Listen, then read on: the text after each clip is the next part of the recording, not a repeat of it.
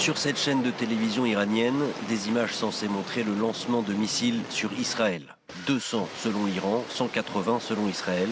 Une attaque massive. Selon le Pentagone, l'Iran a tiré sur Israël 2 fois plus de missiles qu'en avril dernier. On est sur quelque chose de très très puissant. 200 missiles balistiques, c'est plus que les frappes les plus importantes qu'a effectuées la Fédération de Russie sur l'Ukraine, pour vous donner un ordre de grandeur.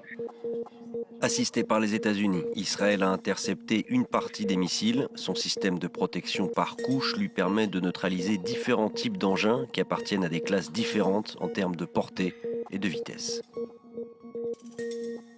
L'État hébreu affirme que la plupart des tirs iraniens ont échoué. La République islamique affirme, elle, que 90% de ces missiles ont atteint leur cible, en particulier des bases militaires. Malgré la notoriété du dôme de fer, il n'existe aucun parapluie étanche et plusieurs missiles se sont bien abattus sur les villes qui étaient visées. Il n'y a aucun système qui s'est intercepté plus de 80% de missiles, surtout s'ils ont des trajectoires complexes, ce qui était le cas ce soir. Des trajectoires complexes, difficilement prévisibles et donc des engins difficilement interceptables. C'est le propre des missiles hypersoniques qui volent à basse altitude dans l'atmosphère et sont manœuvrables.